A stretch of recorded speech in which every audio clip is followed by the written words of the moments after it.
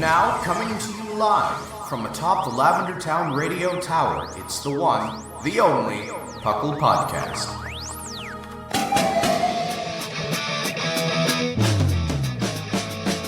It's PoGo! PoGo! It's PoGo! PoGo! Pokemon Underground Champions League, oh yeah! PoGo! PoGo. Welcome to another episode of the PoGo Podcast. I am your host, Trainer Thatch, here today with my wonderful co-host. I've got Lynian. Hello. I'm not the last one.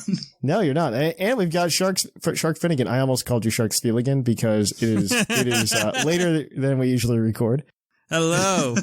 Daylight Savings Time's doing a number on me. Oh yeah, I am destroyed. Oh yeah, that's why I'm tired. My body's confused. It's just very confused. For those of you listening at home, I'm going to break the fourth wall very quickly before I do my normal intro. We are recording on Wednesday night. That changes a lot of the way things are done on the show. Obviously, if there's news after Wednesday night, it is not in this podcast. So please bear with us, as well as like if you're like, my mailbag didn't get read. It's because it's Wednesday night and you sent it on Thursday. I apologize in advance. So I'm going to begin now. Welcome to the PoGo Podcast. PoGo, of course, standing for the Pokemon Underground Champions League, a nonsensical name we came up with in 2007, where we talk everything Pokemon from the trading card game to the video game to everything in between. I am very excited to get to today's episode. I'm excited that we got an episode this week, too. It was... Man, my schedule's just been nuts. It's been nuts. It's been absolutely nuts. Like, I think like the next few days, like I'm just booked solid. Like Thursdays, I go bowling on Thursday nights, as I'm wont to do. It's actually because a bunch of guys at work, we hired a guy I used to work with, and since he didn't have anything to do, he's just like, "Hey, do you want to join a bowling league? I know you bowl." And I'm like, "I haven't seriously bowled in like years, but sure, let's go bowling." And it's really bad because like they've made me like I'm back in bowling shape, if that makes sense. And I'm like at the peak of my game right now. Ooh, that's good. It's both good and like, I don't know. I like being the guy, you know, you watch Caddyshack and you watch Chevy Chase on Caddyshack. I'm Chevy Chase on Caddyshack. I do not watch Caddyshack, but the reference is there's a guy who goes golfing and he does very, very well because nobody's keeping score. And then they're just like, oh, he's really good. And they like have him do a golf tournament to like, I forget what the exact plot is. They have him do a golf tournament where they have to keep score and he just does terrible when they keep score. And that's how I used to be during my off season. And now I'm just like back at it. And like we're in like a beer league too, which is really bad because I'm the best bowler in it by like, I think my handicap is like 20 pins higher than the next best bowler. And it's just, it's I didn't know there was a handicap in bowling. Not handicap, my average is higher, 20 pins higher. They do it they do it because then you can bowl with whoever you want, and it's an even playing field. Very nice. League bowling, you don't actually need to be good at bowling to be good at league bowling. It's a whole thing. You just have to be better than your average the previous... I see. Yeah, you just have to beat your average each week, and then you're going to win league bowling. So I'm actually like a terrible person for league bowling because I typically don't improve much over a season. So well, you can't improve. Yeah, I don't improve super well over their season. So like I think my average has only gone up something like 6 or 7 pins this season, which is not a lot, but I am like the best bowler. Like I consistently perform well. It's just that I'm not consistently overperforming. Yeah. There's a joke in here about quarterly reports or selling things, but I'm not going to find it. Yeah, we've got D&D on Friday. And then on Saturday, I've got a friend's wedding shower and another friend's birthday party. So it's just like a book day. Yeah, it's awful, man. I need to do that now that I think about it. Yeah. So it's you got to deal with your plans. Yeah, you have to do that soon. I'm so bad at getting married, guys. It's fine. It's fine. It's fine. Honestly, you just like go get married, and that's the best part. Yeah, I mean, as someone who's done it, you know. Yeah. I think I'm the only one here who hasn't. So yeah. I'll just say this. Yeah. There's so much that's just like, oh, you're gonna do this? Like, that's a thing? Be like, yes, and it's $700 to do it. I'm like, oh, okay. I don't know that I did any of that. Ours was like fairly simple-ish. Like we did the wedding, and then the reception was like, thankfully we found a venue that did like everything, right? Yeah, that's what we're doing as well. Yeah, so they made it super easy. Yeah. And then, I mean, we just did like food, DJ, and then send off. We actually, I don't know if I told this story on the podcast ever, but we are the reason the wedding venue we used no longer allows sparklers as a send off. What happened? We are the reason. So my wife thought it'd be great to do sparklers as a send off. And you know what? That's a great idea. And it was a beautiful summer day. We got married in the summer in June, and it's time for the send off, you know? And so it starts drizzling outside a little bit. Not like it's not raining. It's just drizzling outside. Right. This is already better than what I was worried about, which involved the words sparkler bomb. So. Oh, wait. We also had an open bar at my wedding. This is important to the story. And so I had a friend, Eric, he was an engineer who partook in the open bar, and he was trying to be very helpful, and he went outside and he was passing out sparklers. All the sparklers, by the way, were held in glass vases that people were supposed to pick up and take out, you know. He was being very helpful by handing out sparklers and lighting them. And so what he decided to do, he's like, I'll take this whole vase with me and I'll pass them out outside. And then he was doing that, and he decided, oh man, wouldn't it be faster instead of taking one out, lighting one, I just lit all of them at once and then pass them out. Oh no. As he's holding the glass vase, and his new wife is holding an umbrella above his head because it's drizzling. And so Eric goes ahead and lights all of the sparklers and immediately shatters the vase in his hand, burns his hand. Thankfully, one of the bridesmaids is a nurse, so she fixed it afterwards. But what happened was, because there were so many sparklers in a concentrated area, enough sparks flew up and hit the umbrella, and there was a fireball that caused a whole bunch of smoke, and we had to like shut the doors to the venue because the smoke was coming in. Fireball caused a fireball. Yeah. Ooh. And so that venue no longer allows sparklers. Mm-hmm. It was understandable. Yeah, it was. It's a wild and crazy time. Those are some of my favorite wedding photos. New fear unlocked, by the way. Yeah, don't recommend sparklers as your send off. But my favorite wedding photos are because the photographers took all of the pictures during the time it happened, which was I am so grateful for those photographers only for that moment. Being around for that moment and being like, oh yeah, we snapshot the whole thing. And my favorite, we have one photo that we keep above our mantle that's literally just like, it looks like it looks like the aftermath of like a battlefield. People are just like wandering around in the smoke outside. It's my favorite photo from that wedding. It's so funny. Oh, it's especially. Yeah, it's great. Get the picture of everything going up. It's like, oh, what's that from? Oh, my wedding. What? Yeah. Exactly. It's great. It's just like a bunch of people in suits, like walking around dazed in the smoke, walking in different directions because they don't know what just happened. But yeah, good times. Good times. Yeah, that's one of my wedding stories. But yeah. I hope to have fewer. I don't know. It was definitely the most memorable wedding I've been to, in terms of events outside of like the actual marriage. No, it's usually a good thing if there's a few stories. Maybe not. Yeah. So maybe not as hot of stories, but you know. Oh yeah. No, they've legit banned sparklers though. Yeah. There. So it's again, don't recommend. That'll be a time. Yeah, just don't use sparklers as a send-off. That's fine. Like, yeah, I think I can safely not do that. I'll just bring some to your wedding for you. It's okay. Please do not. Mostly because you're flying, and I don't want to hear about some guy getting stopped at SeaTac because he was trying to rig a sparkler bomb. Okay, so fun flying story. No, it has nothing to do with sparklers now. Just like how bad TSA is.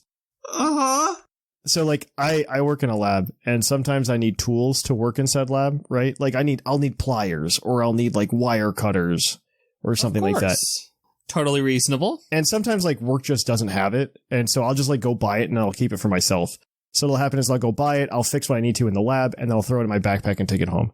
And so one time I went to Destin, Florida for work, and on the way back I got pulled over by security, like in the Destin, Florida airport, and they're like, "Sir, we got to check your bag." And they go in my bag and they find my wire cutters because I had thrown them in my bag to take them home from work, and I never took them out, and I forgot that I hadn't taken them out.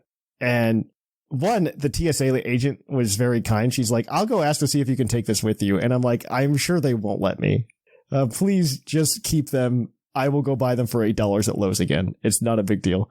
But she did it. But that means that they were in my backpack when I left Dayton, Ohio, which means that TSA just did not check, and I just got them through without any problem.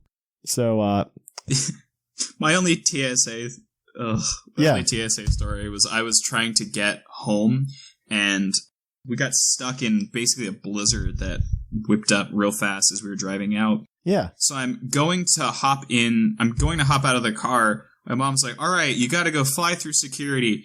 Is there any," she's like, "You don't have any guns or knives," joking. And I went, "What was in that sushi set that you got me for Christmas?" And she goes, "Oh, pull it out. So I fling it back through the window, take off through it, and she mailed it out. And that's why I have a knife in my drawer with TSA pre-check laser etched into it. That's funny. That's a good one. This is a Pokemon podcast, everyone. Welcome to Puckle. But I don't know. Like, the first part of the show is just like anything. I don't really care. Mm-hmm. I don't know. You have any fun stories, Shark? You have any fun stories you want to share? If we want to try to reel it back a little bit into Pokemon, okay. I did play an opponent recently, just in a draft league, who did actually, honestly, one of the best counter Sun Pokemon that I've seen that was like this close to actually working. Oh yeah, what was it? Because I have Ninetales as my Sun Setter, and I led with it into an Azumarill, league, right? Yeah, draft league. Yeah, okay. And I fought against an Azumarill, and I'm like, what do I do? Because like, is this like? Because I know this Azumarill is gonna be hard countering my Walking Wake in the back. I'm like, all right, I'll see what it does. Let me see if it's Sap Sipper or not. Let me test it. I do Solar Beam, and it's like, oh, it's Sap Sipper. And then it clicks Encore. And I'm like, let me go switch out. Or no, it clicked Whirlpool. That's what it did. It clicked Whirlpool first. I'm like, oh, what are you trying to do here? And then I just luckily, thanks to the DLC, it gets Baton Pass. So I just Baton Pass out of there. Yeah. But it was Whirlpool, Encore, Bounce, and what was the last move? Just to stall more turns? Protect. Oh, just to protect. Yeah, I think it was just protect. Oh, just to stall out the stun. It was literally stall at the stun and kill the Ninetales. Oh my That was what it was trying to do. I'm like, oh my god, this is a great set. Too bad Ninetales got Baton Pass. Oh no. Yeah, but I'm just dang, that was pretty... Shark before he clicks Baton Pass. I'm about to ruin this whole man's career. Yeah. Yeah, pretty much. Then he goes into Raging Bolt and just destroys the Azumarill. No, I went to Executor just to stall out the turn, just to slowly chip it down. I didn't have anything else at the moment. I'm like, I'm not going Walking Wake. I'm not. And I have like a Sunroom team. Mm-hmm. So I have like Scream Tail to set up Trick Room for Ursaluna, as well as Walking Wake in the sun. So I was like, just break whatever my opponents give me. I'll just take, whatever feels good at the moment. Understood. Well, that was an intro to this podcast. It was not to cut you off, Shark, but no, you're good. I got nothing else. It's time to move along. There is some news actually to talk about, which is kind of shocking considering it's been like 3 days since we last recorded. So I would love for us to kick it on over to the news. So let's cue that epic music.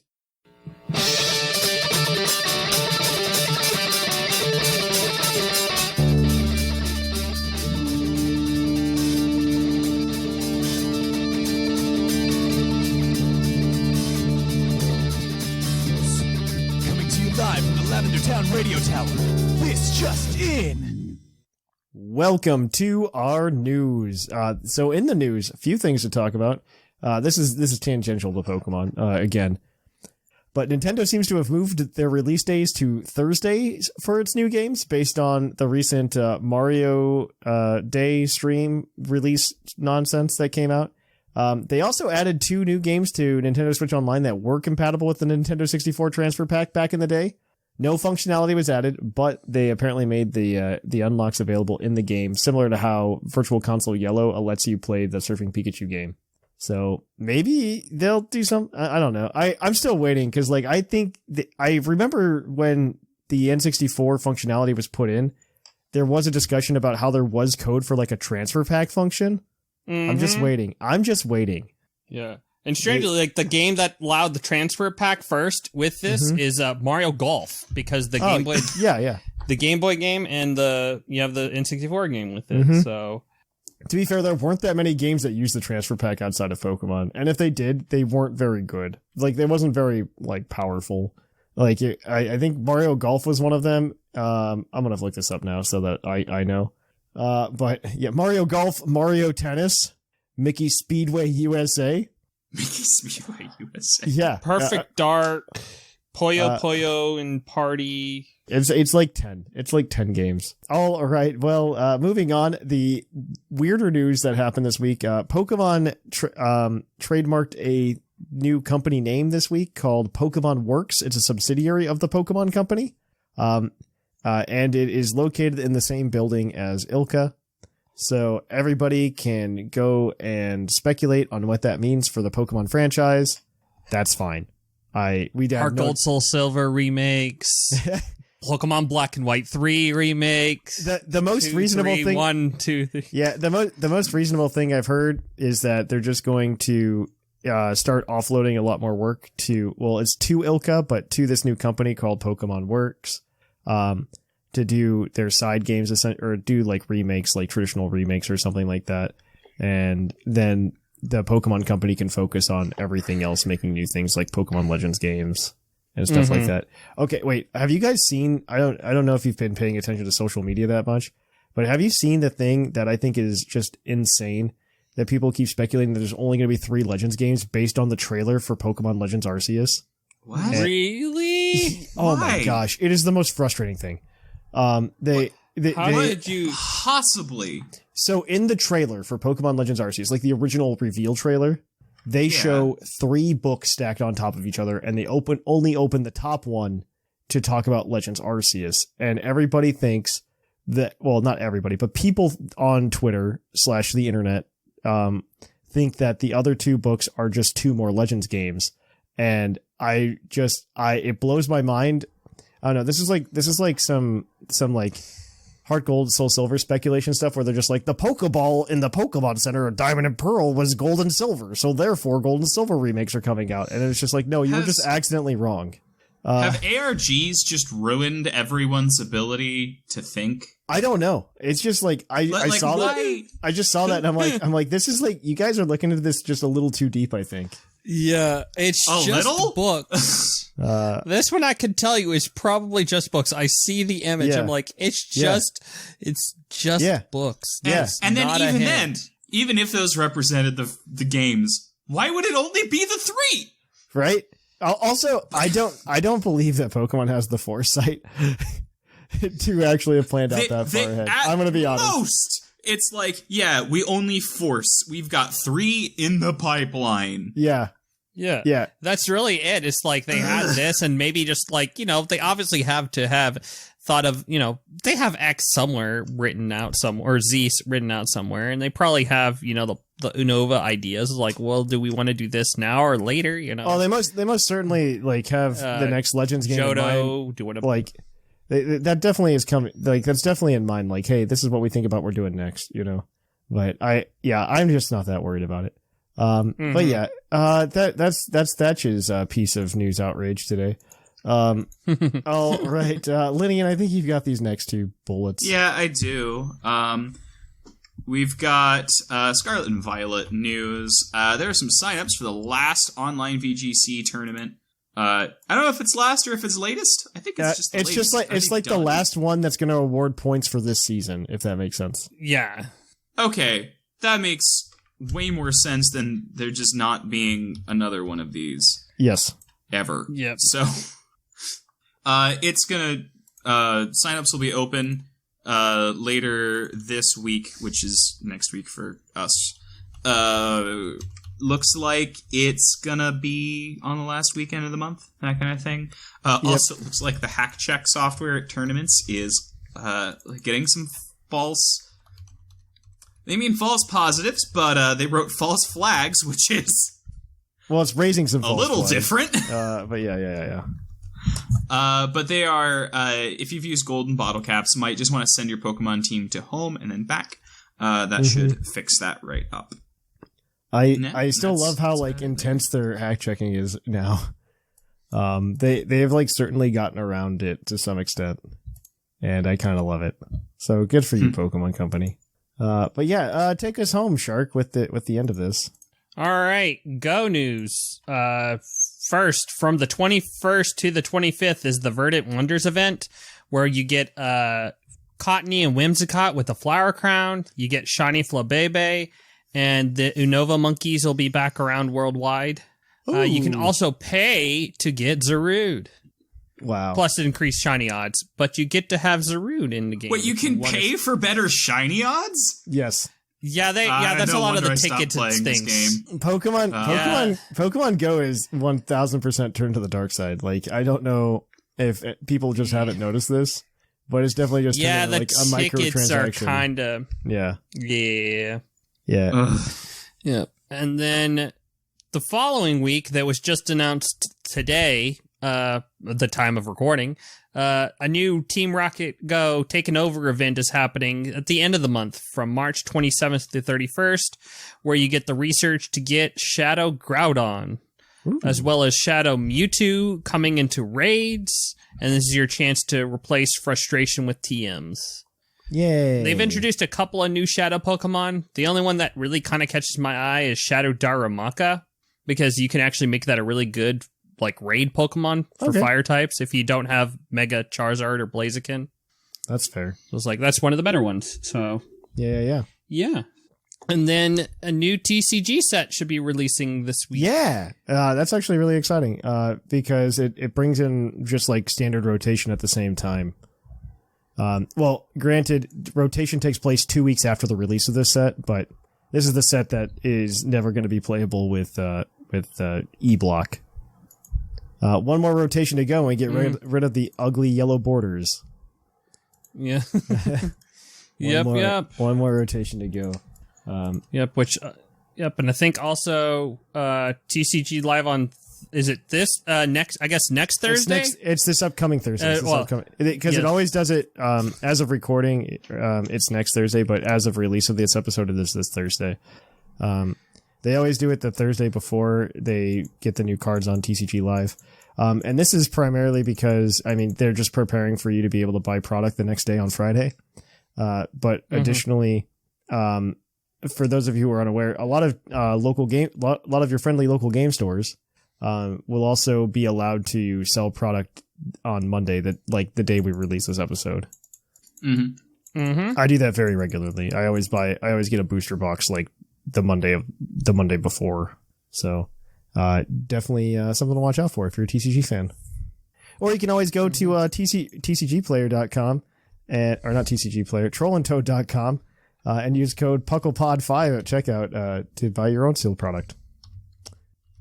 But yeah, to end things off, we've got Puckle's Poke Prediction, which I think is probably pretty quick for me, at least.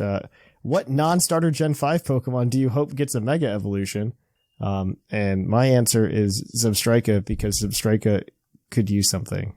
It could, that's not wrong. It could use a little bit of love. It could use something. It could use something. Zebstrika is mine. That's my answer.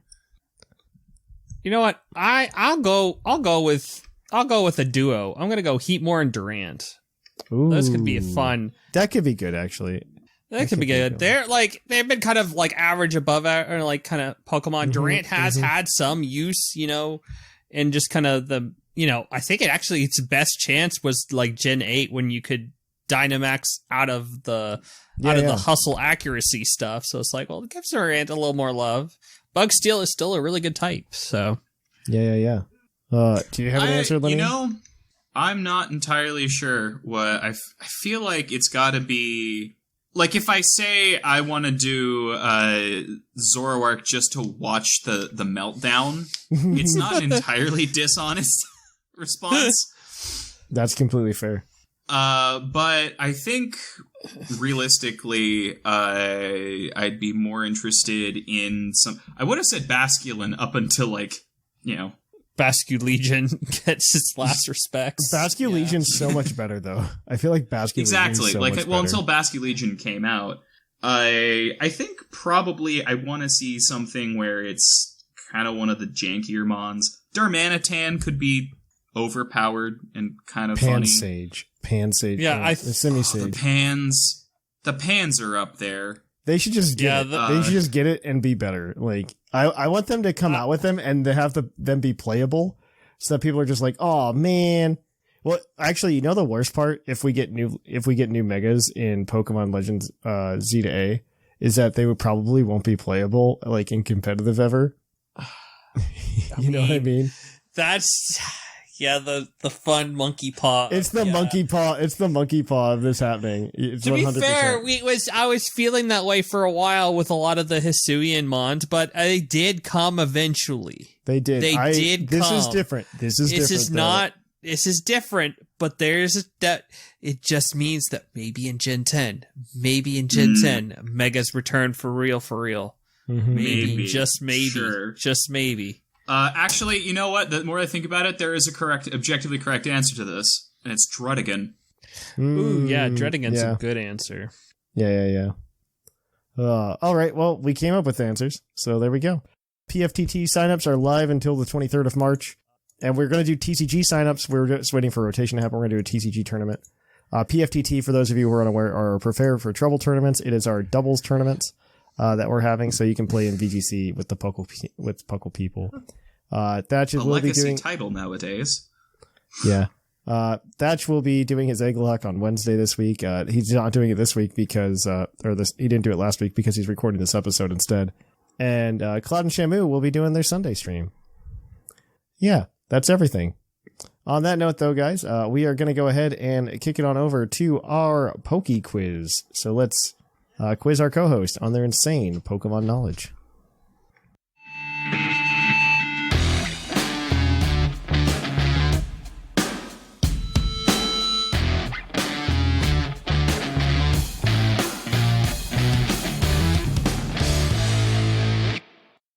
Oh hi, and welcome to the Poke Quiz, the part of the show where we quiz our co-hosts on their insane Pokemon knowledge. I'm Mark from the Dunsparce gang, here to explain the rules. Our fabulous co-hosts will work as a team to answer 5 Pokemon-themed trivia questions that fans have submitted on the Discord server. Each question is worth 1 point, with Pokedex and multiple answer questions worth more, for a total of 7 points. The host can use a free hint at any time. If they get all the answers correct and do not use the hint, they can cash it in for an 8th point. Welcome to Poke Quiz. Thank you for that introduction, Mark. We're going to jump right on into it. Our first question this week is going to come from Liger.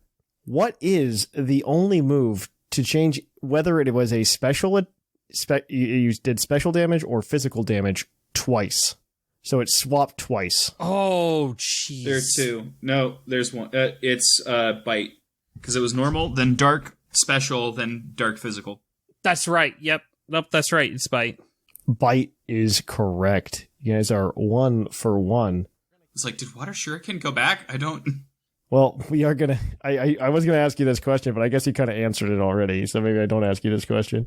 Oh, no! It was... what I was going to ask you was, what is the only move introduced after Generation 4 to change from physical to special?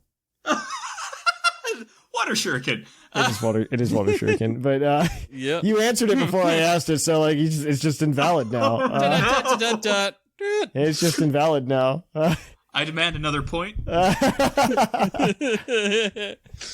All All right. Well, I'm going to ask you this question. What is the only Pokemon line that can have both plus or minus as their ability? Only I know Pokemon line that could be plus or minus? Yes. Yep. There's exactly one Pokemon line that can do it. Is it?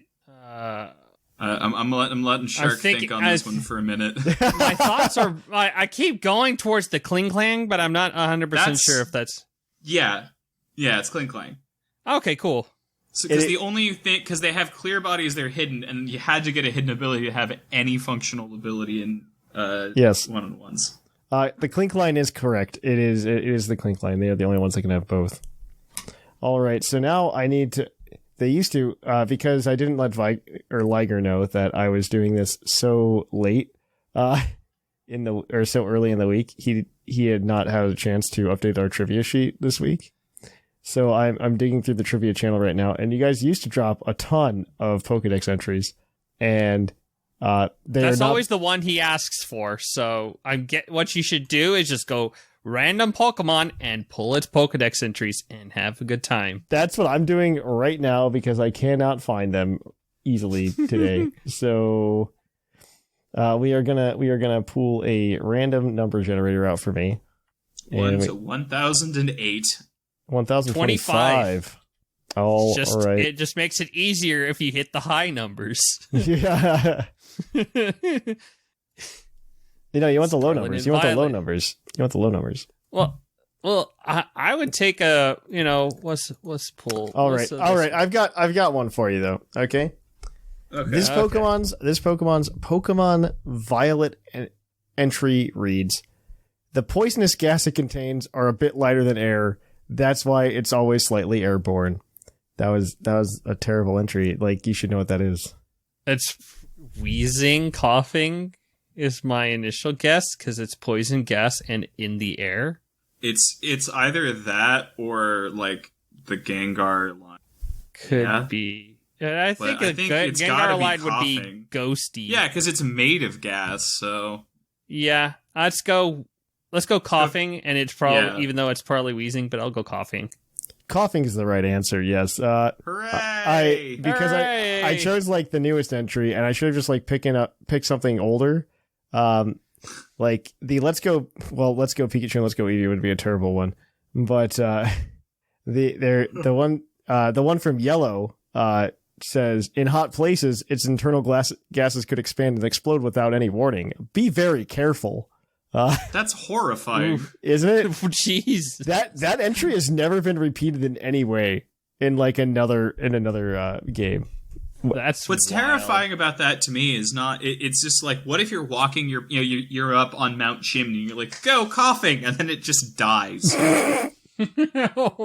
Yeah. Well, you guys are 4 for 3 right now. So next is your multiple answer question, and you can get up to 2 points here. And there are 9 answers here. I'm sure you guys will get this answer, mostly because I've only been giving you softballs today, and honestly, I just want this one to hit home for a lot of people. I want to ask this one to just like really dig at the core of my essence, and this one is going to be from Elite Four Brant. There are 9 answers. If you give me the first 5, you get a point. If you give me all 9, you get what is it? 2 points. Two? Yeah. So Elite Four Brant asks, what 9 Pokemon are still not available on any Switch game as of Indigo Disc? Oh, well, let's see. Pansage, Simisage, Pansear, Simisear. That's 6, yeah. Yeah, that's 6. So all the monkeys and Forfrou. That's 7. Now it's Watchog and Patrat. That is 9, yes. Rip those guys. There you go. You know what? I'll say it. I don't miss any of them. They can stay. I kind of miss Furfrou, and for one reason and one reason alone. Maybe I don't miss Furfrou, but I dislike what the absence of Furfrou has created. An economy in Pokemon Go. An economy in Pokemon Home. Yeah, that's true. It's the most frustrating thing in the world. Because you can't get the haircuts. Velen was that for a long. Yeah, it was Vivillon until we got Vivillon in Scarlet and Violet. So, Furfrou is just plaguing the GTS, and I love that, like, throughout the history of the GTS, it's just always been broken. Like, there's never been a good GTS. Yeah, I legit have been trying to get all the living decks made, and just like there's just some Pokemon I just like obviously have caught, but like did either reset the save or didn't, like it never transferred up or whatever, and it's like I'm missing Pokemon, and I try to GTS it, and it's just like the GTS, like what people are setting up now is ridiculous. Let me see what's Iron Crown. Let me see, because it's like they set it up where it's like something completely impossible to get. Yeah, and it's like, I want a Raging Bolt that's level 10. It's like I can't get that. I know they used to do that all the time. All right, so still broken. Your last question is your base stat question, as always. This one's from Zay Paladin. Which fully evolved Pokemon with access to the move Extreme Speed has the lowest base speed? Which what has lowest base speed? Which fully evolved Pokemon with access to the move Extreme Speed has the lowest base speed? All right, I believe there's two answers actually to this. So, okay, you've got Dragonite is a good answer. That's base 80. It's not, which means it's not Arcanine, either of them. It's not Entei. Linoon is possible. It's not Lucario. No, Linoon's is base 100. Linoon's 100? Okay, then it's not Linoon. It's not Arceus, obviously. What? Togekiss. I can't. Sure. What is Togekiss' speed? Is it unless 70 or did 80? anything in Gen 9 get it? What are the Pokemon that Terra Normal? I know Regieleki got it, but something tells me that doesn't have the lowest base speed. Yeah, Regieleki Extreme Speed. No, I don't think so. It's like honestly, Togekiss or like. I'm fine saying Togekiss, honestly. Because I was like, I don't know what. I just don't know if it's fast. It's either the same speed or slower than Dragonite, I think. So I'm gonna need an answer. I say Togekiss. Togekiss is correct. So is Dragonite. Dragonite and Togekiss are both correct. At base 80, they are the slowest. Followed by Suicune at 85, and a tie between Hisuian Arcanine, Deoxys Defense, and Lucario at 90. Oh, that's right. Deoxys does get it too. Yeah, but you guys got it. You guys got a perfect score today. Our trivia score is gonna change up as a result. Because I think both of you are on the board anyway, so so there we go. You guys got a perfect score though. And for some reason my sheet's been acting weird, so my formula's not working the way it used to. And I don't know why. Maybe it was an update in Google Docs. Hey, we got it. All right. In first place, we've got Sigma with 19 points. In second place, we've got Seth Vilo with 16. In a tie for third, we've got Lynian and Whimsicott with 15. In a tie for fifth, we've got Shark and Sublime and Cloud9 with 14. We've got Jushiro in eighth with 13, and Dr. Shamu bringing up the rear with 8. It's still anybody's game in this race to 40, so here we go. On that note, though, guys, that has been it for Puckle's Poke Quiz. We will be back with even more trivia next week, so be sure to tune in for that. Until then, we are going to kick it on over to the topic. We have another review for you today from iTunes from Ku Ashiku. 5 stars. I've loved listening to this podcast for years. It's always nice to have a dependable, comforting, audible experience no matter where I am in the world. You guys are awesome. Well, you know what? Ku Ashiku, you're awesome. We appreciate you guys leaving reviews, and if you can review us wherever you listen to the podcast, it's always appreciated. It helps more people find us and helps us grow. But until next time, guys, we'll catch you on the flip-flop.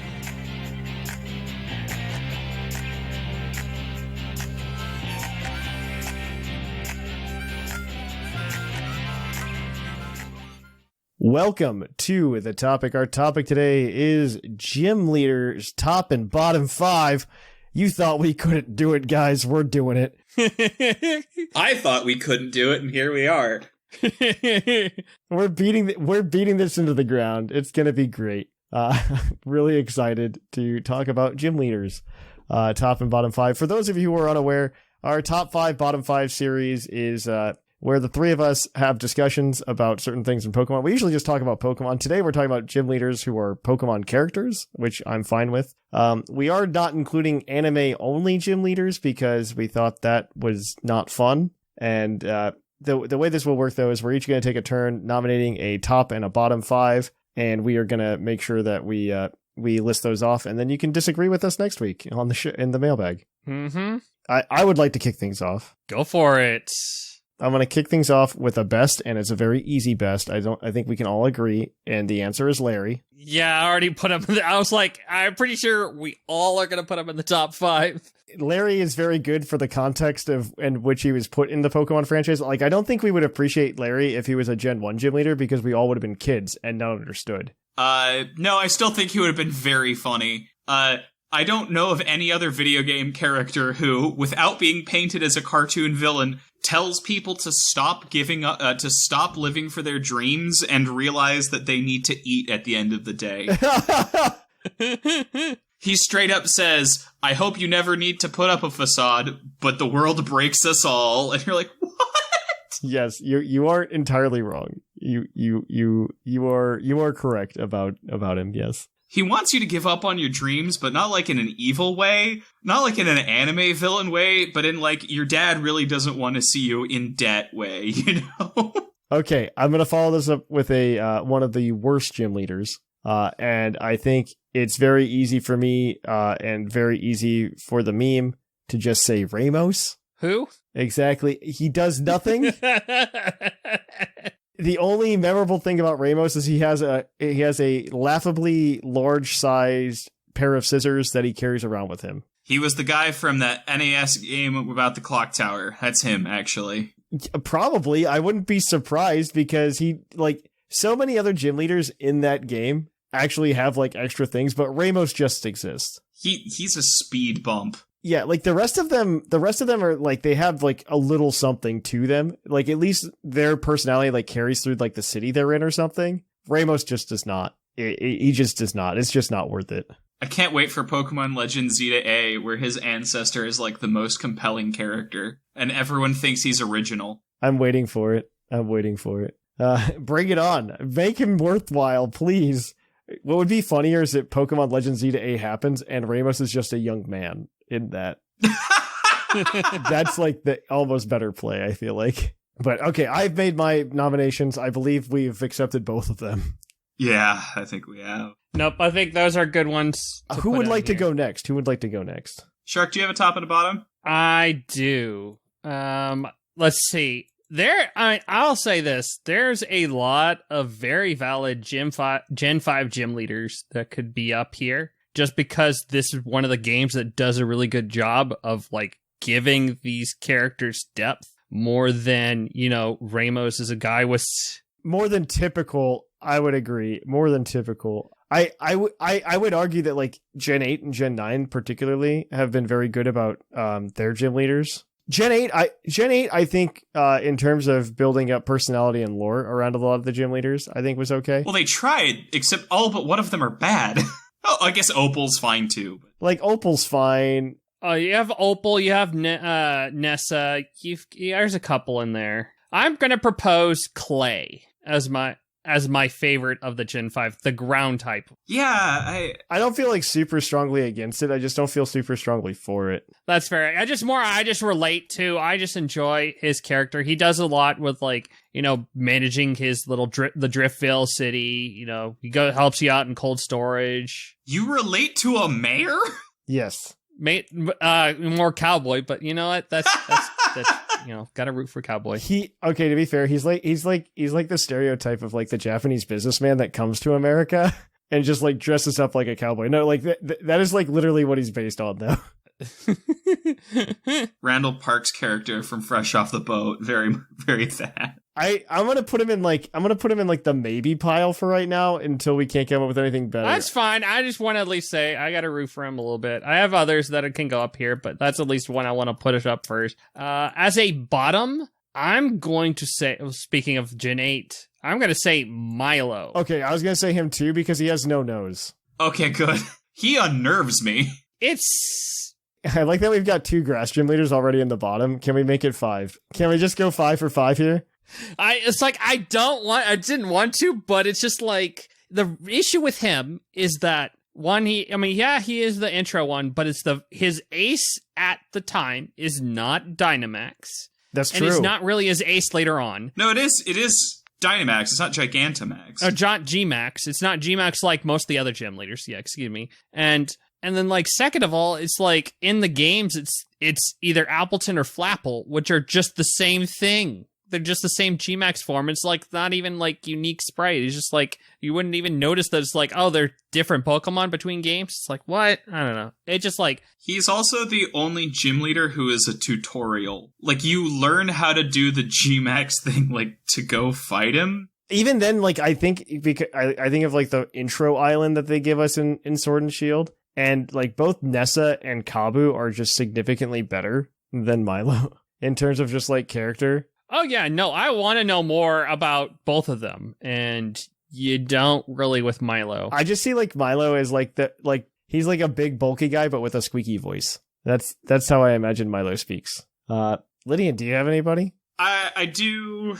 Easy top. We're going to stay in Gen 8 for a minute. Okay. One of my favorite characters, someone who straddles the line between absolute idiot, affectionate, and, phone addict, Raihan is great. I think Raihan is great, actually. I think Raihan is built up very well. And even as like a gym leader in game, which I don't know that we're going to use as criteria for any of this, but I think that he's just done very well in that they're just like, he's also doing doubles. Granted, they did this again in Gen 9, but I don't think to as good of an effect. But I do really like that they did that with Raihan. Oh, I think Raihan, I do like what they're going on for this team. I enjoy having all sorts of the battle, all this like weather theme with his team, both in singles and doubles. He has a ton of character too. Like he takes a selfie before he Gigantamaxes his Pokemon. Oh yeah, no, they gave him a lot. They gave him a lot of thought. His character got a lot of thought. And he's the rival to the champion, so he's got enough going on, but he doesn't threaten to just overtake the character. It does just the right amount to push, to make it like believable and that it's the rival. And it just like it feels like it. Yeah, like the battle is a good battles, and I enjoy him. So yeah, no, definite top. All right, bottom tier. It's kind of a toss-up between 2 different Gen 2 gym leaders for the same reason. Whitney annoys me more than Claire, though. I thought that's where you're going to go, because that's also where I was going to go. I think Claire might be worse, but Whitney is also bad. Whitney just breaks down crying after being one of the hardest fights. She's acting like a little baby. I hate it so much. To be fair, I don't know that the game designers intended it to be that hard of a fight. Which doesn't make it better. It doesn't. She is the hardest. You know what? I think Whitney belongs in the bottom. My only thing against that is that she's not a grass type gym leader. But she's not even a normal type gym leader anymore. Half her team is fairy. Yeah, half her team is fairy. You are correct. Man, that would actually be wild. Like, let's say they remake Heart Gold Soul Silver. Like they remade the gym is in the shape of a fairy type. And like let's say they remade it like they remade BDSP. Yeah, what do they do with Whitney? Like, what do they do with that? What? Hold on. What does she use? Hold on. I think it's a Clefairy. I know it's Clefairy and Miltank. But I'm curious because she was in the black and white too. Does she use any more normal? Okay, she has a few more.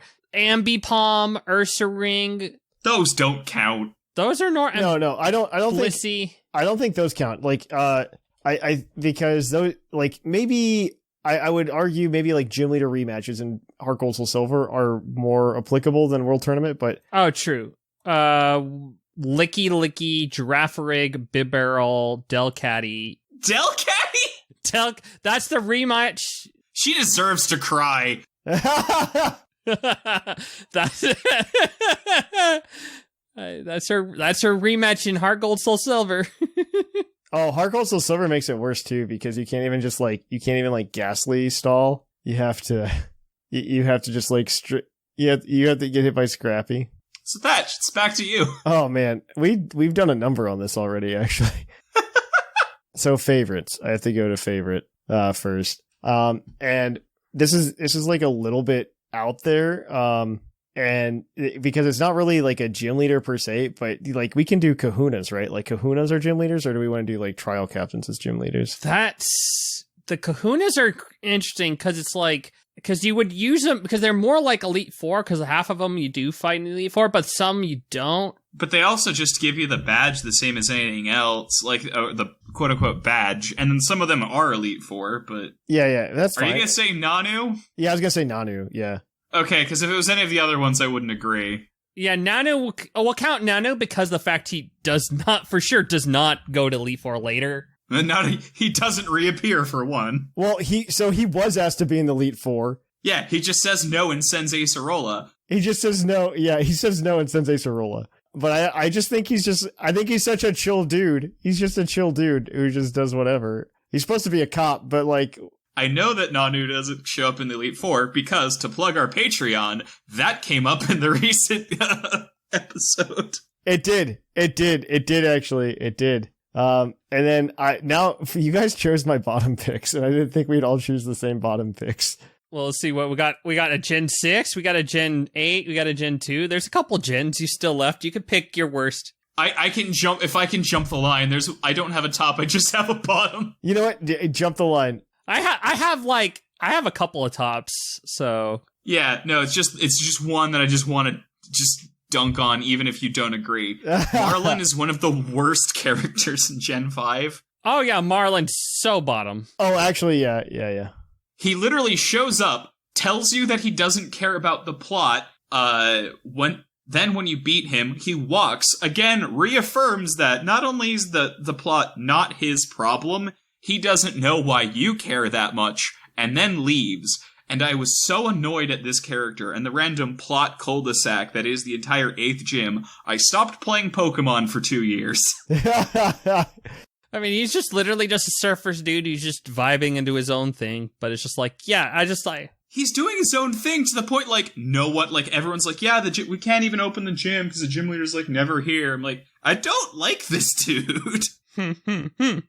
Then he shows up and goes, yeah, this isn't my problem. Bye, folks, and swims away. Yes, he does. Yeah, I agree. He should go on the bottom. We've got 3 for the top and 3 for the bottom now, then. Or 4 for the bottom.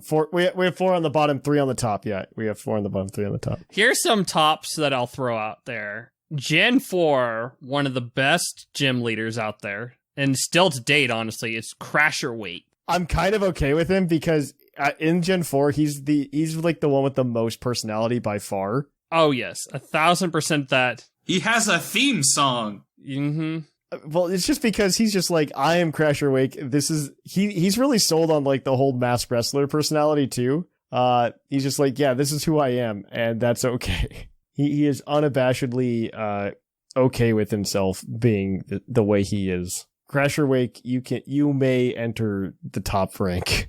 You may be awarded the rank of master. Do you have a bottom, or do you have another top? I have another. I'll throw another top up here just to balance things out and just kind of looking around across gens, across everything. I think we should throw Sabrina up there as one of the best Gen 1 gym leaders out there. I mean, there's a lot that could throw here, but so for Gen 1, I would push back instead of Sabrina making it Giovanni, just because I think that is like one of the best twists they could have done in the original Pokemon game. Yes, yeah.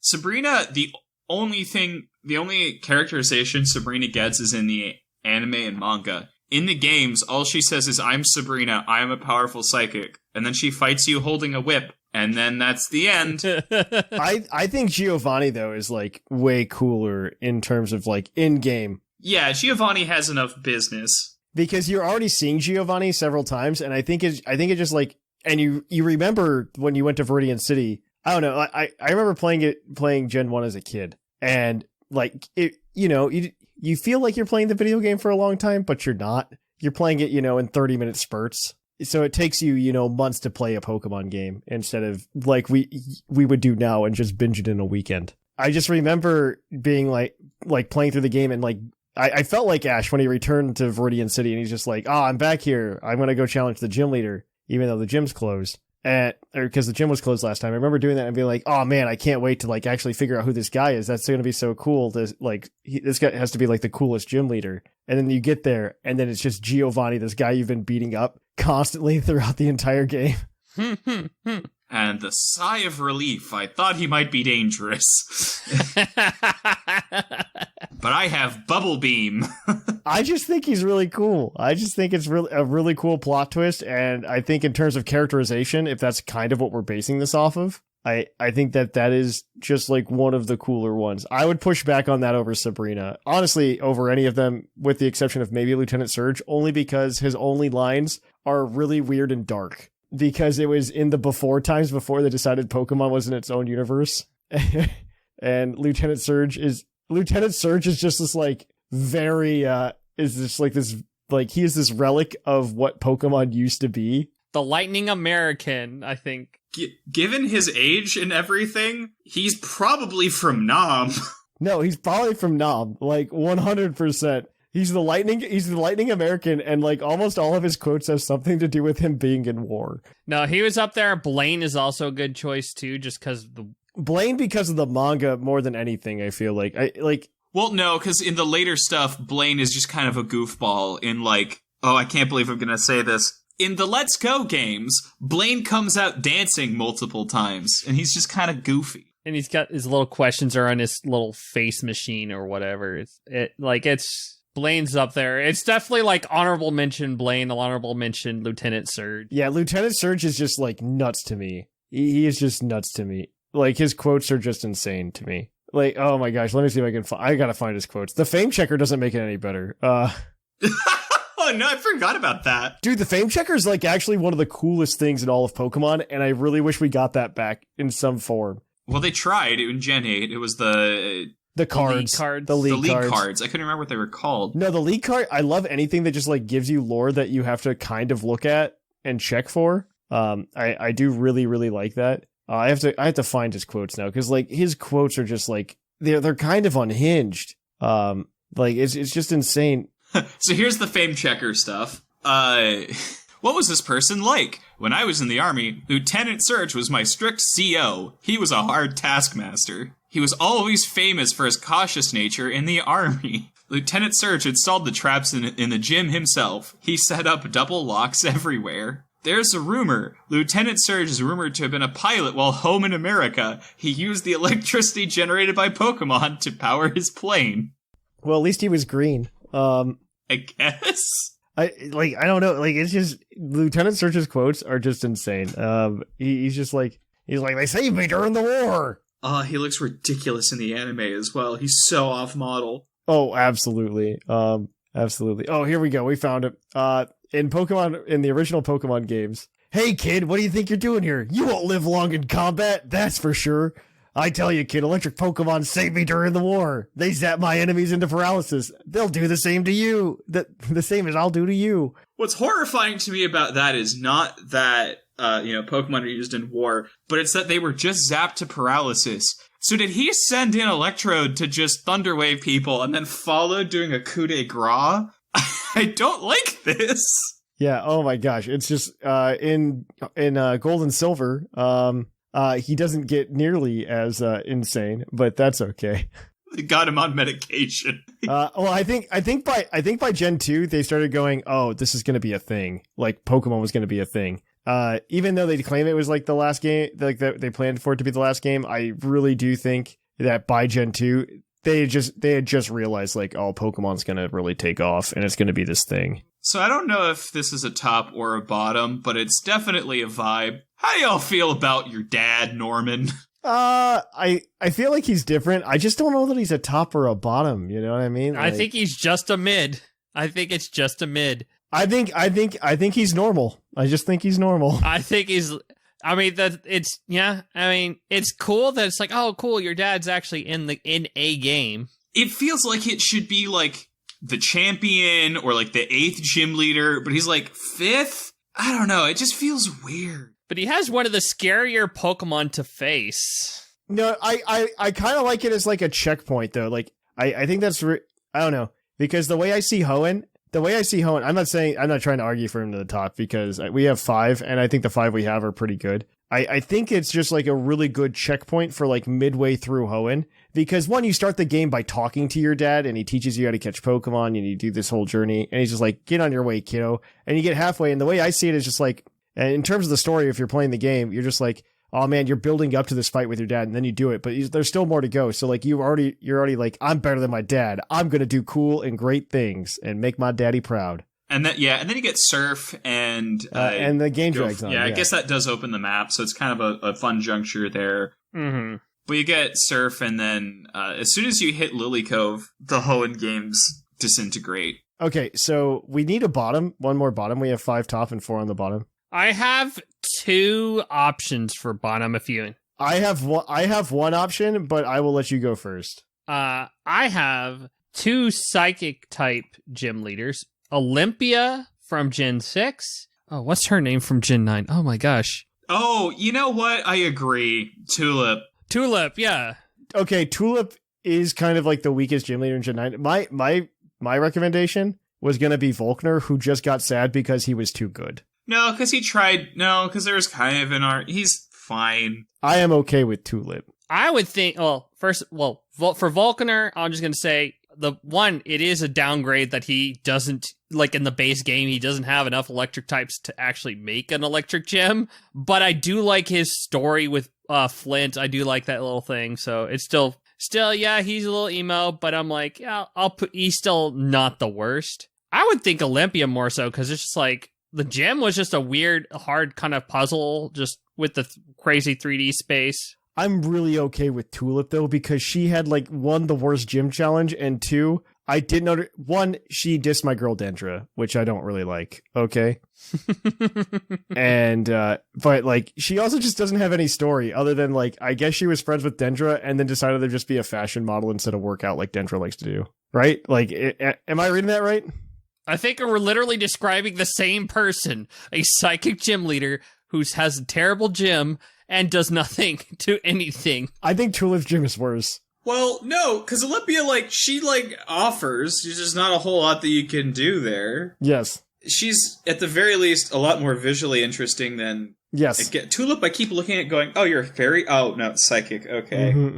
That's fair. And yeah, because at least Olympia, you're like, yeah, that's clearly psychic. Yeah. And Olympia does at least, embody the type and have a more interesting fight than Tulip, who's just kind of there. Yeah, I don't... She even uses the same Pokemon as the champion as her ace, other than the Terastal. Actually, yeah. Well, okay, so fun fact. Apparently, according the blurb on Bulbapedia, of all things, Tulip is childhood friends with Dendra and has done a collaboration with fellow gym leader Iono, which those aren't points in my book, but she doesn't like her boss Cheetah very much due to the latter's bewitching aura overlapping with the former style. You know what? I just want to put an aside. Being able to summon all of the gym leaders to your club. Yes. That was very good. Yes. Having Iono ask Larry how he was able to get it approved for the back of his head to be on his official. That was incredible.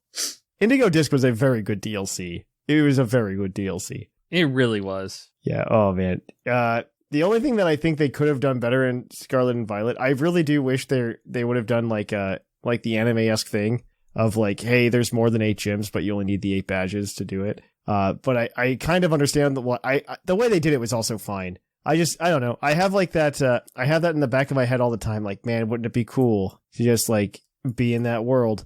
But I think that honestly, after watching the first few episodes of Pokemon New Horizons as well, I keep thinking to myself, yeah, I'm wrong. The kids these days aren't thinking about it like that, you know?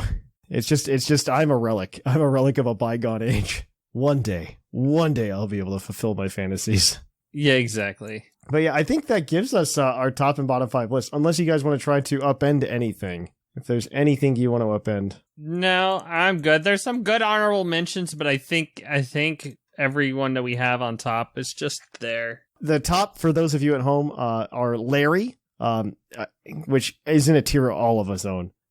You've got Raihan, Nadu, Crasher Wake, and Giovanni. In the bottom 5, we've got Ramos, whoever that is, Milo, he's still looking for his nose, Whitney, still crying in the corner, Marlin, swimming off in the ocean, not caring about the story, and Tulip, probably doing the same, honestly. If you disagree with us, send us emails at puclpodcast@gmail.com with your top 5 and bottom 5 gym leaders. We look forward to your emails. If you put Iono in the top, we'll know. You're wrong.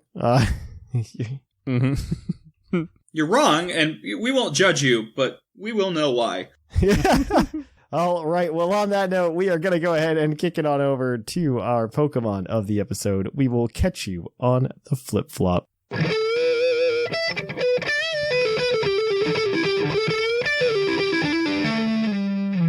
of the episode. Welcome to our Pokemon of the episode. Our Pokemon of the episode this week is National X number 982, the Dunsparce, the land snake Pokemon. Its Pokemon Violet entry reads, it drives enemies out of its nest by sucking in enough air to fill its long, narrow lungs, then releasing the air in an intense blast. Wow. It's just Dunsparce, but more. Yep. I can't say I love this Pokemon. 2 more or 3 more. Yeah.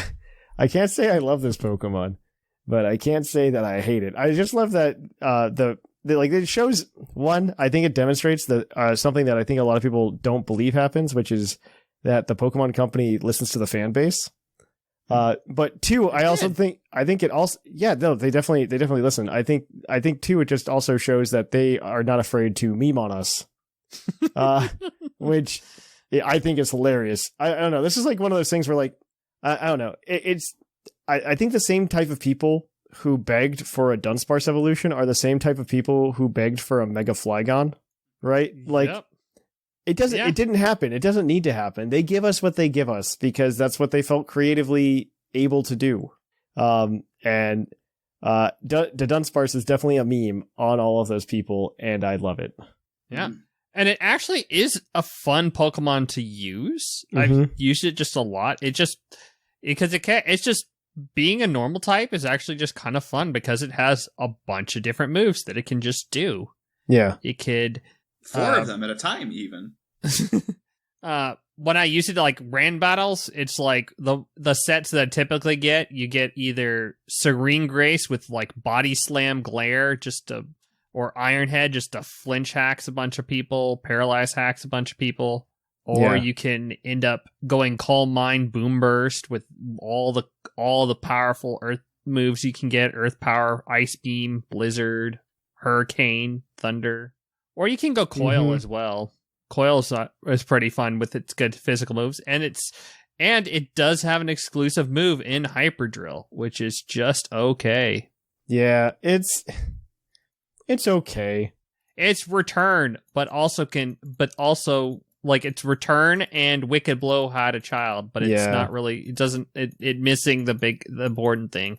I think the new to Dunsparce. So I'm sorry. I don't want you to cut off the video game knowledge that we gained from the Dunsparce today. I was just thinking about there is a new Dunsparce card coming out in Temporal Forces, the new TCG set that drops next week. It's actually not a terrible card. You could probably make a tier 3 deck with it, maybe tier 4. Let's be honest, but it's definitely a fun deck to take to League. This is seen as right now in terms of draw engines and the Pokemon TCG. There's Bibarel that a lot of people play. They let you go ahead and you can. What Bibarel does is if you have less than 5 cards in your hand, you can draw up to 5 cards from your deck, until you have 5 cards in your hand. And Bibarel is going to rotate not this year, but next year. So people are already kind of looking for replacements, and Dunsparce is a candidate for that. Because it has an ability called Runaway Draw.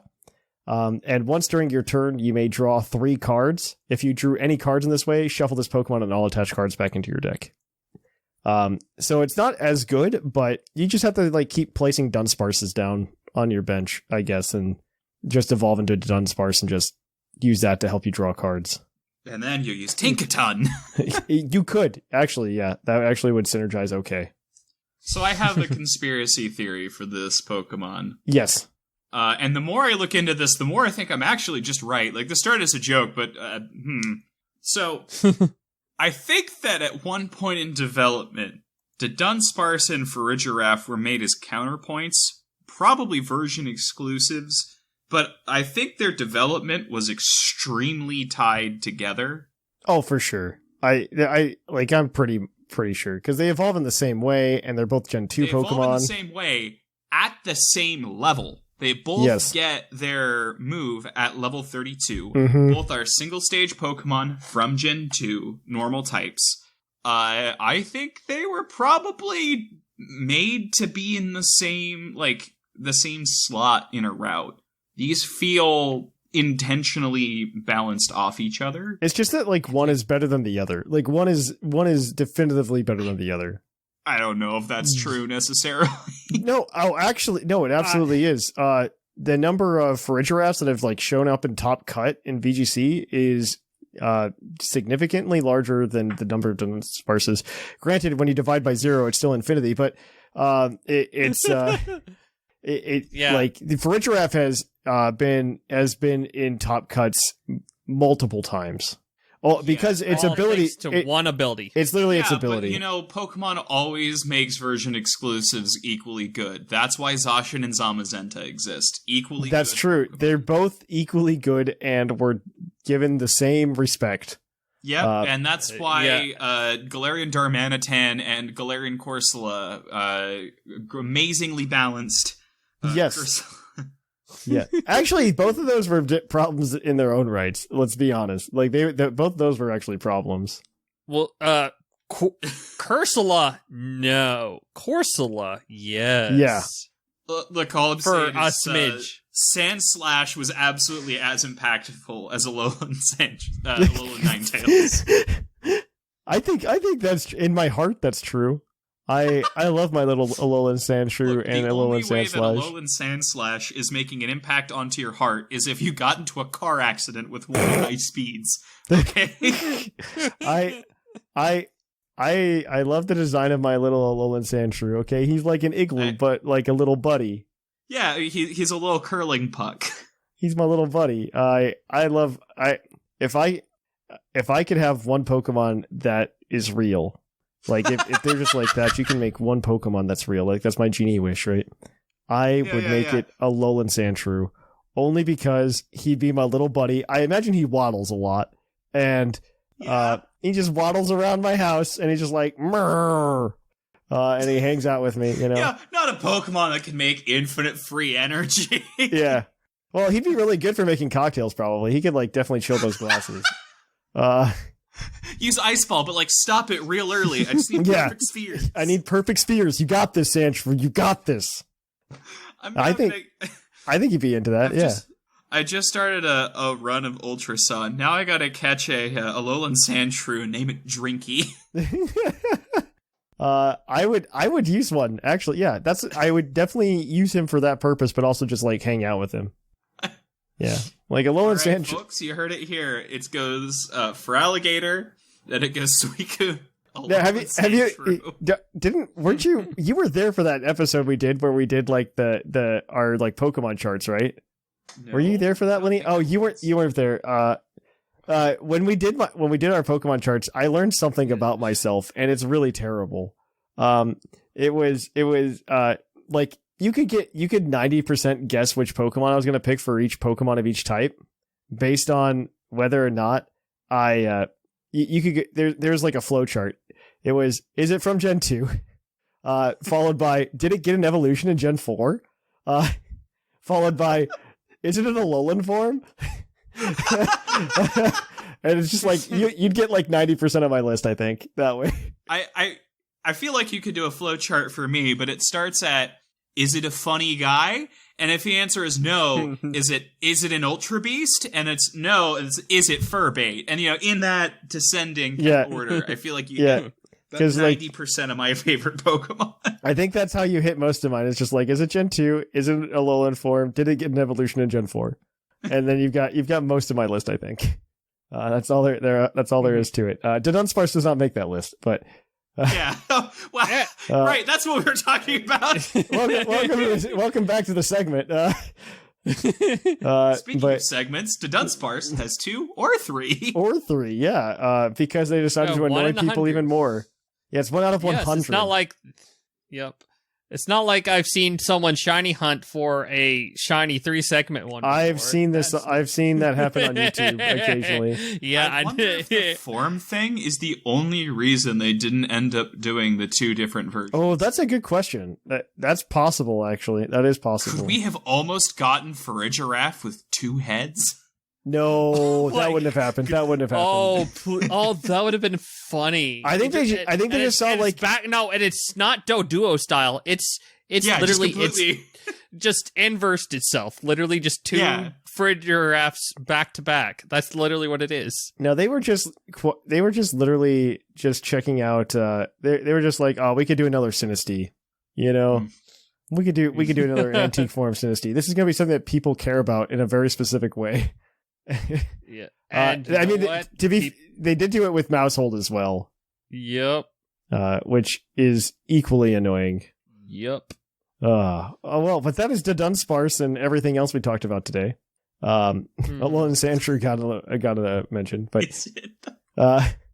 so with that said, we're gonna end it here. We're gonna kick it on over to the mailbag. It's mail time! Send in your emails! Mail! Welcome to the mailbag. The mailbag is the part of the show where you can email us at puclpodcast@gmail.com, and we might read your email on the show. As always, this segment is brought to you by the fictional energy drink Green Tauros, the energy drink that gives you hooves.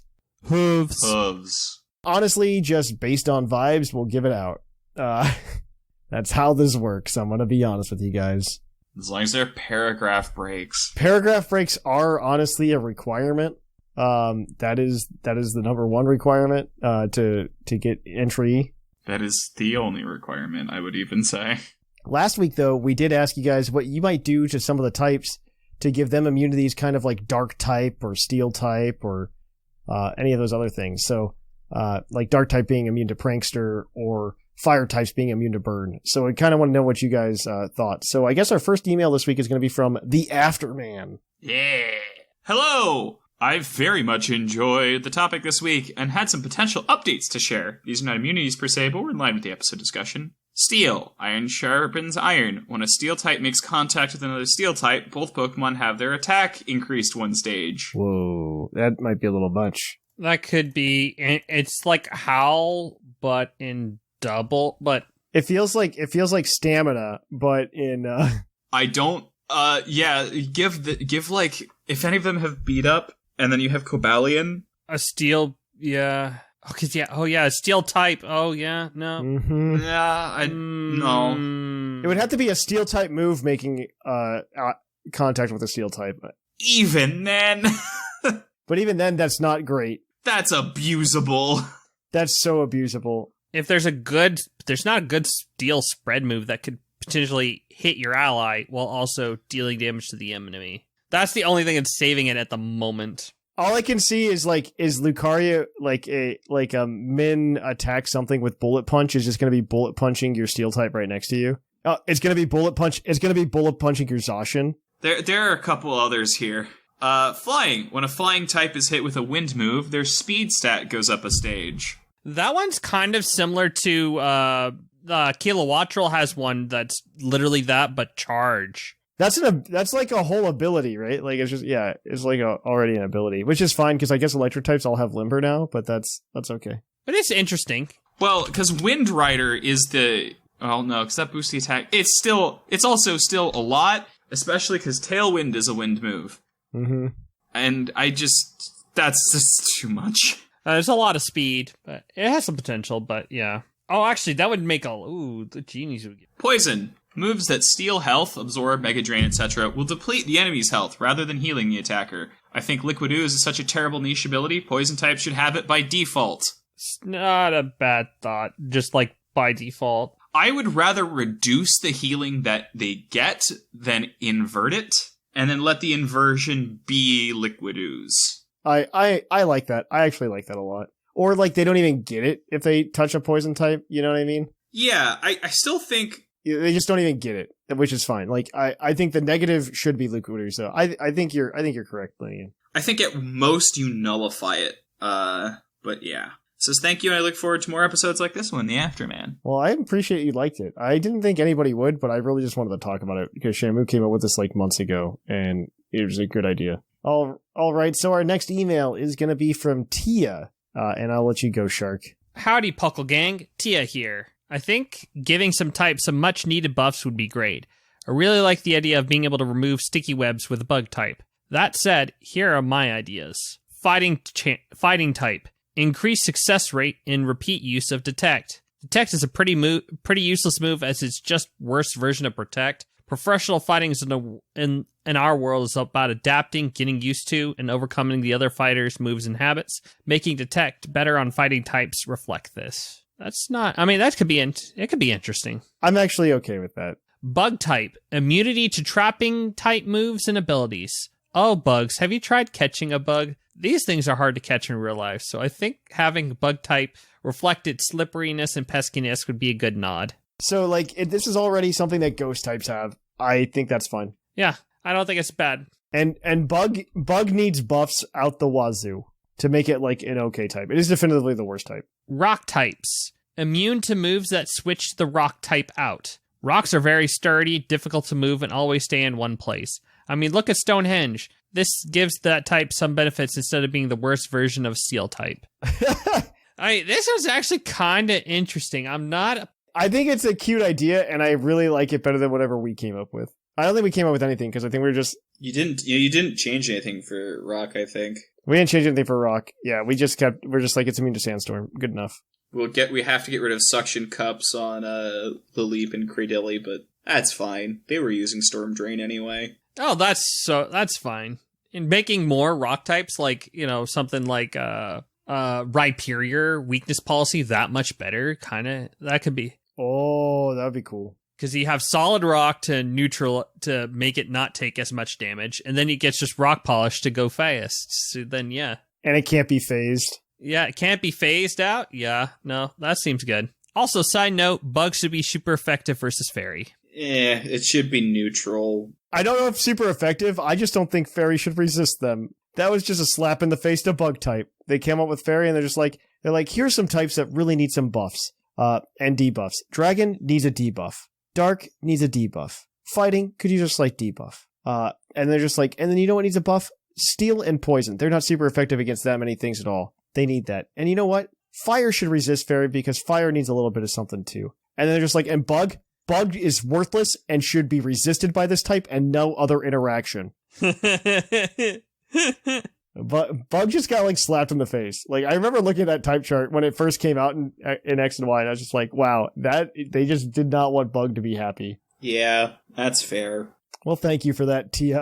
Our last email today is going to be from Barely Trying. What's up, Puckle Peeps? Cody, aka Barely Trying here. I just want to say that some of these ideas might not make any sense, would make the type OP, or just not fitting the criteria, but I'm shooting from the hip here. Also, I wanted to share that I think my 11-month-old daughter loves Sprigatito because we were watching Horizons, and every time she looked at the TV and she saw it, she was smiling and laughing. I'm going to try to keep each type change as compact as possible so this list doesn't get too crazy. Normal. No fighting weakness, but not very effective against fighting types. I'm okay with that. That's fine. That's fine. Fire. 10% damage resistance in the sun. We kind of get that with how the water moves get weaker in sun. So I think that's better than this. Yeah. Water. Heal and rain. I know this is an ability. Or burn does less damage. Burn doing less damage is interesting. I kind of like that actually. But burn already doesn't do much damage anyway. It does like 1/16, right? So Let's make it does leftovers, and it's like you'd have to go 1/32nd, and also make Sea King's amazing water veil ability less useful.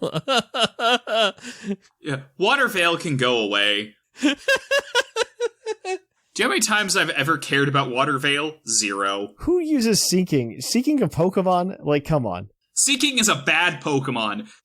You know what? No, we're going to talk about this. Seeking is dumb. I hate Seeking. When I saw all of the Pokemon that were coming back in Gen 8, I didn't care that everything was there. I didn't feel a thing about that. And then I saw there was Seeking, and then suddenly I had feelings. I got better about Dexit, and then I played Sword and Shield, and I saw Goldeen and Seeking there, and I go, you went with these? Exactly! These are hundreds of Pokemon. There are hundreds of Pokemon you left out for Goldeen and Seeking. I'm like, you couldn't come up with something better than that? I could, let me tell you. But this is also the same game in which they were just like, we really want to have the Pokemon variety be vast and select it really, really, really well. And then they put 2 electric dogs in it. Yeah. That are the same exact Pokemon. And it's just like, come on, guys. You did not try that hard. But either way, I digress. Grass. Healing moves recover more health in the sun. Synthesis already does that, and I don't know what other healing moves they get that aren't Synthesis. Mm-hmm. Electric. Deal more damage to water types in rain. Water absorbs more rain, so the electricity would deal more damage, or sandstorm decreases accuracy of electric type moves. Sun already decreases thunder, and rain already increases thunder. So, I guess I could be okay with that affecting more. But I kind of like just having Thunder have the issue. I don't know. I'm just being like, oh yeah, what we have is good enough. So I feel really bad. I'm not adding any real critique. But Bug, immune to poison type and resist water type, or water is super effective based on how you want to look at it. Oh my god. Itsy Bitsy Spider much? I kind of like the full, like, I want it to be immune to poison only so the type chart could change even more like that. To go from poison used to be super effective to Bug to now it's just immune to it. Yeah, the longest con. I kind of like that. Ice, defense and special defense boost in snow, since it's such a fragile type, or burn does more damage. Do they not get defense or special defense boost in snow? They already got defense. They get defense. And honest to goodness, it does impact a lot. It does, yeah. I played in an X draft league, and I used Mega Abomasnow. Oh my gosh, that thing tanks. Oh, for sure. That thing is a menace now. Like, Mega Bombso, one of the meme megas, I actually felt like, oh my gosh, this thing is actually usable, and it's good. Oh my gosh, it's good. Let's see, where was I at? Rock. If a rock type uses Stealth Rock, it does more damage. Oh, it doesn't need to do more damage. Volcarona's not wearing its boots. It's just dead. Doubles it. Ground. Ground type moves are not very effective against ground type Pokemon, or a higher chance to freeze with an ice type move. I do feel like ground type Pokemon shouldn't be very effective against ground type Pokemon. I think the way we phrased it in the show was just like Earthquake does less to ground type Pokemon, which I think that's a very good middle ground and very similar to what he said. Next is fighting. Make physical fighting moves used by fighting types have a 5% chance to paralyze opponent. Oh my gosh. I'm not entirely against that. I think for flavor, it's really fun. I think it should be 1%. No, because like the thing is, there's a threshold at which point when it happens, you throw your hands up. Yeah, that's what I want. That's kind of what I want. That's like, it's not fun. It's just hateful. That's what I want. I'm sowing the seeds of chaos. I am Odium. Honestly, it should just be more crits. It just be crits land easier on fighting. No, Odium doesn't sow the seeds of chaos. He could... No, you're not wrong. You're not wrong. He tries. He's just bad at it. He is definitely bad at it. We will talk about this. Flying. Flying type Pokemon using wind moves deal more damage while Tailwind is active and higher speed than other types in Tailwind. Mm-hmm. Maybe. Priority in Tailwind for flying types is not a bad idea. That I actually like. Gale wins, but only in the Gale. I'm kind of okay with that. Like, give them priority. Psychic. Personally, I think Psychic should be super effective against Steel, since they could bend it no problem. No! Steel type literally exists to be the one type that resists Psychic. Yes, it was made to balance Psychic. But bending the spoons. It was made to balance the game. let's get a spoon Pokemon and give it an ability that makes it weak to Psychic, Like, This is the compromise. Exactly. Ghost, make more physical ghost moves able to flinch, I guess, or immune to sleep. Immune to sleep is not a terrible thought. Immune to sleep, I'm not. but why are normal things immune to sleep? Do you know what sleep is? Pretty normal. No, ghost should be immune to sleep, though. Oh, Ghost? No. That's what he's saying. I think that I'm not against that though. Like I'm.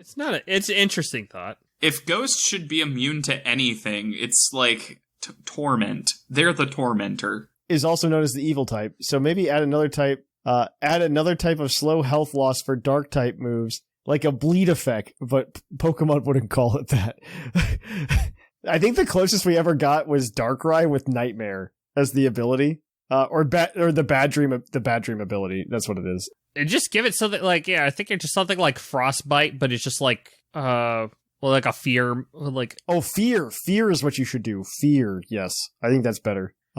Dragon, maybe have special moves have a possibility to inflict different elemental status effects. Burn, paralyze, freeze. For example, Dragon Breath. Why does it paralyze? Why not burn or freeze? Dragons are elemental after all. I am okay with Dragon Breath doing tri-attack level effects. I am okay with that, actually. Fairy. If you get a fairy type with a fairy move, they get healed. I don't know. I couldn't think of what. Yeah, fairy. Probably something else. You know what? Fairy should be immune to Taunt or Torment. One of the two. Torment. Let's not make anything immune to Taunt. The more that I think about that. Just Torment. The move that nobody uses. yeah. You know what? Don't do that. That's a safety. I was thinking about that. That's a safety valve you shouldn't shut off. You really. Poison. Get rid of badly poison, but when you're poisoned, you get a special attack nerf equal to the burn nerf to attack. But toxic. No, badly poison's better. Yeah. Badly poison serves an essential use in the meta. Steel, burn does more damage to it, or just for fun, make dragon and steel neutral to each other, and I won't expand on that thought. For this being like a list shot from the hip, there were at least like 3 bangers in here that like were actually not bad ideas. So I actually applaud this. That's my chaotic mind at work, creating a list of changes to every type that totally makes sense. I hope you folks enjoy the list and have the good rest of your week. You too, bud. Actually, for him putting in all the work and actually getting some good hits here, I kind of want to give him the Green Tauros badge. I want to give him the Green Tauros badge for making us go on a tangent about seeking. Just for that alone deserves the green. Seeking a purpose for existence. Thank you for that. If you want to email us next week, you can at puclpodcast@gmail.com, letting us know what your top and bottom 5 gym leaders are. In the meantime, you can hang out with us at Discord at pucklediscord.com.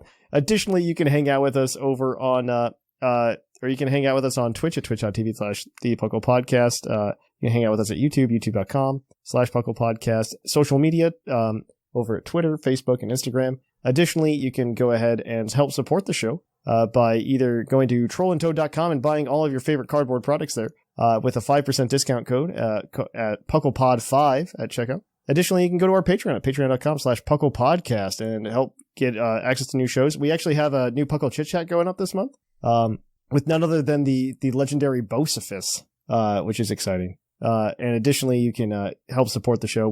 The merch is coming out this month as well, so look out for that for those of you who are patrons. Next month, we're going to start rolling out our next merch wave, or at least announcing it. It's going to be new Puckle TCG playmats, which is going to be very exciting. But yeah, other than that, guys, I have been Trainer Thatch. I've been Lynian. I've been Sharkfinnagen. And here in the Lavender Town Radio Tower, it's closing time.